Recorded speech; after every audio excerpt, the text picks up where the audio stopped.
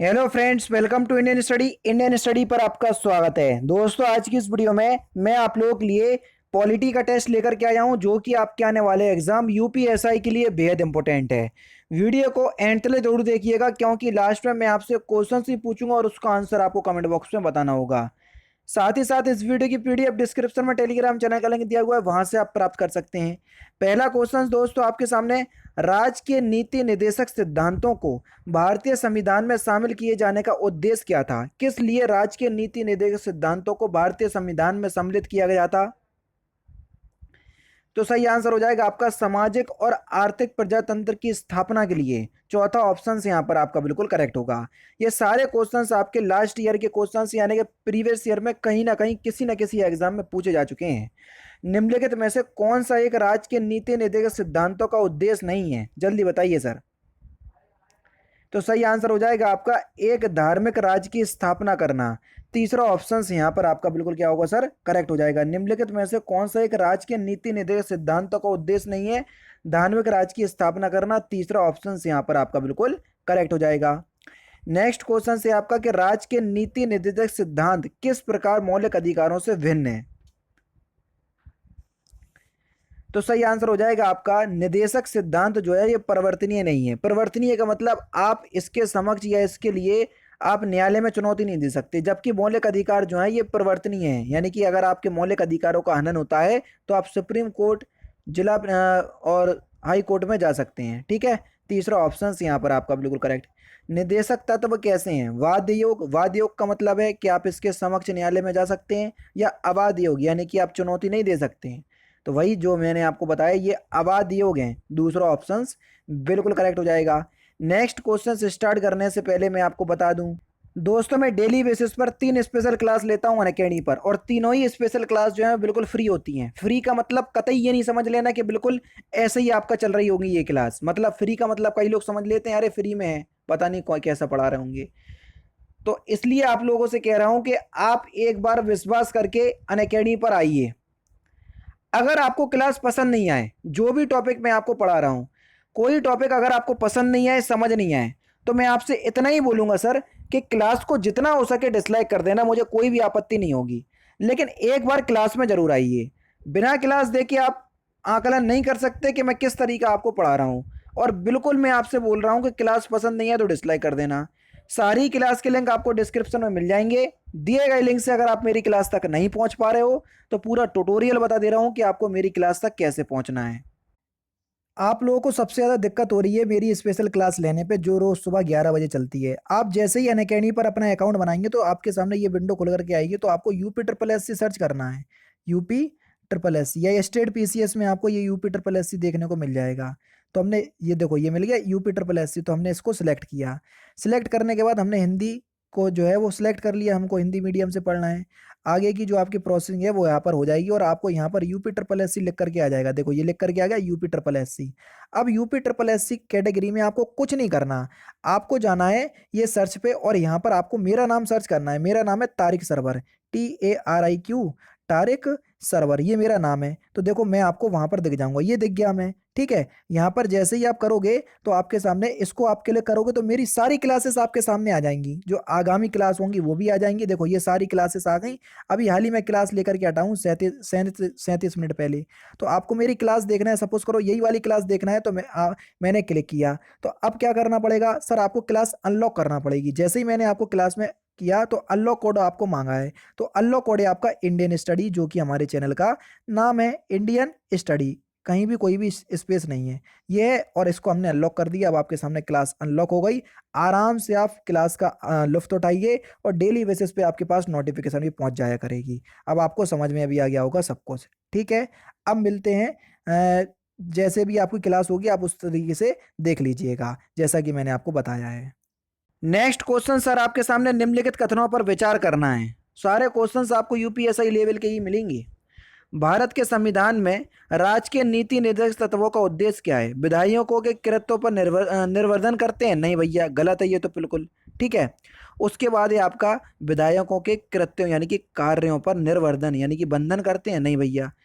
कार्यपालिका के कृत्यों पर निर्वर्धन करते हैं? कार्यपालिका का मतलब आपका प्रधानमंत्री हो गया, ठीक है, राज्यपाल हो गया, फिर मुख्य न्यायाधीश हो गया, ये सभी कार्यपालिका के अंदर आते, तो ये भी गलत है, तो दोनों ही गलत हैं। चौथा ऑप्शन बिल्कुल करेक्ट हो जाएगा। भारत के संविधान के भाग 4 में अंतर्विष्ट प्रावधानों के संदर्भ में आपको बताना है कौन सा कथन जो है वो सही है।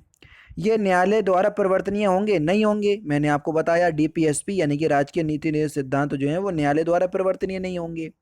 उसके बाद है वे किसी भी न्यायालय द्वारा परिवर्तनीय नहीं होंगे, बिल्कुल ठीक, ये बिल्कुल ठीक है। इस भाग में अधिकृत सिद्धांत राज्य के द्वारा कानून बनाने को प्रभावित करेंगे, बिल्कुल करेंगे। तो 2 और 3 सही है, तो चौथा ऑप्शन करेक्ट हो जाएगा। राज्य के नीति निर्देशक सिद्धांतों के बारे में निम्नलिखित कथनों पर विचार करना है। देख लीजिए, जल्दी से बताइए इस क्वेश्चन का सही आंसर। ये तत्व देश के सामाजिक आर्थिक लोकतंत्र की व्याख्या करते हैं, बिल्कुल सर, पहला ऑप्शन करेक्ट। इन तत्वों में अंतर्विष्ट उपबंध किसी न्यायालय द्वारा परिवर्तनीय नहीं है, बिल्कुल ठीक है, ये भी बिल्कुल ठीक है, तो दोनों ही सही है, तीसरा ऑप्शन करेक्ट। कल्याणकारी राज्य की संकल्पना का समावेश भारत के संविधान में किसमें समाहित है? 2 ऑप्शंस दिख रहे हैं आपको, 2 ऑप्शंस गायब हो गए, तो कोई नहीं, पहला ही ऑप्शन करेक्ट है हमारा, राज्य के नीति निर्देश सिद्धांत।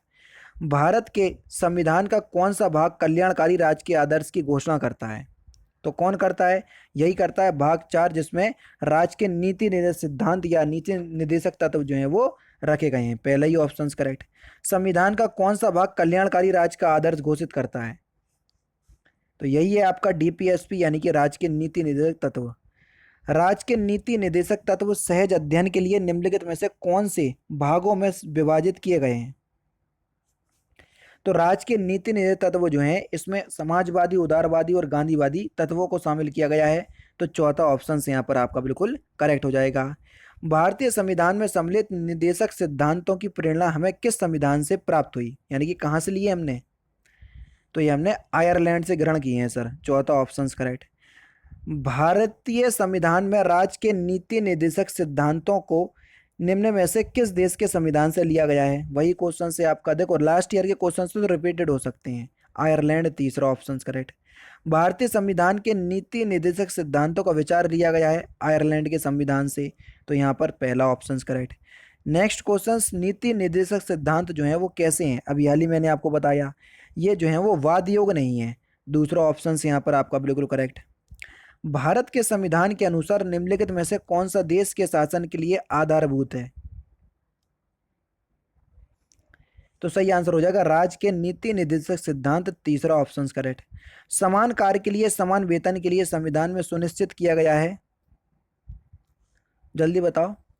तो सही आंसर आपका क्या हो जाएगा? समान कार्य के लिए समान वेतन राज्य के नीति निर्देशक सिद्धांतों का जो है अंग है, आर्टिकल नंबर 39 में बताया गया है, एक बार देखना। निम्नलिखित में से कौन सा राज्य के नीति निर्देशक तत्वों में निहित है? जल्दी बताइए। पुरुषों और स्त्रियों दोनों का समान कार्य के लिए समान वेतन होना, चौथा ऑप्शन करेक्ट, आर्टिकल 39 अभी हाल ही बताया। निम्नलिखित में से कौन सा एक मौलिक अधिकार नहीं है? तो सही आंसर हो जाएगा समान काम के लिए समान वेतन, दूसरा ऑप्शन करेक्ट है। निम्नलिखित में से किसके अंतर्गत पंचायती राज प्रणाली की व्यवस्था की गई है? जल्दी बताओ। Article number 40। और राज्य के नीति निर्देशक सिद्धांत जो है ये 36 से लेके 51 तक है, और 40 आर्टिकल इसी के अंतर्गत आएगा, तो राज्य के नीति निर्देशक सिद्धांत आपका सही आंसर होगा, तीसरा ऑप्शन करेक्ट। निम्नलिखित में से कौन सा अनुच्छेद पंचायत के गठन के लिए राज्य सरकारों को निर्देश देता है? अभी हाल ही बताया, तो कौन सा आर्टिकल है? आर्टिकल नंबर 40, दूसरा ऑप्शन बिल्कुल करेक्ट। निम्नलिखित में से कौन सा एक राज्य को ग्राम पंचायतों को संगठित करने के लिए निर्देशित करता है? तो कौन है, जल्दी बताओ। तो आपका सही आंसर आपका क्या हो जाएगा? अनुच्छेद नंबर 40, दूसरा ऑप्शन करेक्ट। भारत के संविधान के अंतर्गत ग्राम पंचायतों का गठन, तो ग्राम पंचायतों का गठन जो है वो एक नीति निर्देशक सिद्धांत है, तीसरा ऑप्शन करेक्ट।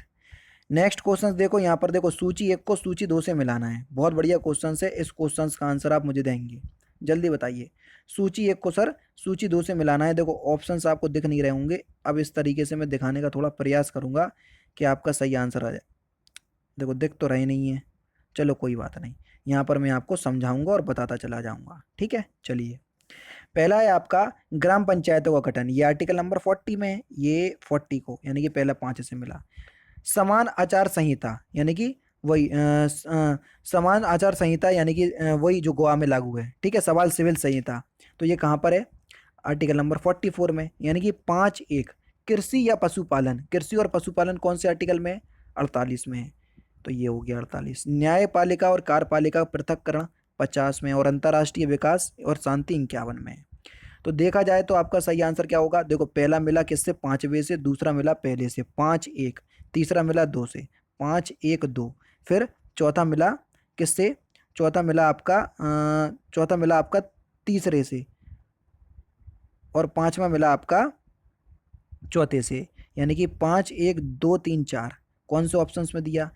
5-1-2-3-4 किसी ऑप्शंस में नहीं दिया, तो ई ऑप्शंस करेक्ट होगा। चलो भैया नेक्स्ट क्वेश्चंस देखो, और इस क्वेश्चंस का आंसर आप मुझे बताएंगे। चलो भैया, आर्टिकल नंबर 40 अभी हाल ही मैंने आपको बताया किससे है सर? ग्राम पंचायतों के गठन से। 41 मैंने आपको बताया काम करने का अधिकार, ठीक है। 44 समान सिविल संहिता, बिल्कुल ठीक है। 48 में ये बिल्कुल ठीक है। तो पहला पहले से, दूसरा दूसरे से, तीसरा तीसरे से, चौथा चौथे से। तो 26 में का सही आंसर क्या हो जाएगा? पहले का पहला, दूसरे का दूसरा, तीसरे का तीसरा, चौथे का चौथा, पहला ही ऑप्शन करेक्ट। चलो भैया लास्ट क्वेश्चंस देखो, इस क्वेश्चंस का आंसर आप मुझे कमेंट बॉक्स में बताएंगे, ठीक है, कि कौन सा आर्टिकल जो है वो सुमेलित नहीं है। बिल्कुल यूपीएसआई के लेवल के क्वेश्चन चल रहे होंगे, चल रहे हैं। आप वीडियो देख रहे होंगे तो आपको पता चल रहा होगा कि नहीं यार ऐसे ही क्वेश्चंस आएंगे। बाकी तो आप अपनी मर्जी के मालिक हैं, जो जैसा आपको बहकाए आप बहक सकते हैं, ठीक है। चलिए सर, तो दोस्तों फिलहाल की वीडियो में सिर्फ इतना ही। अगर आपको वीडियो पसंद आए तो प्लीज़ दोस्तों वीडियो को लाइक कीजिए, शेयर कीजिए, और साथ ही साथ हमारे चैनल को सब्सक्राइब करना ना भूलें, क्योंकि रोजाना इसी तरह की वीडियोस आप लोगों के लिए लाता रहता हूँ। नमस्कार दोस्तों, जय हिंद, जय भारत।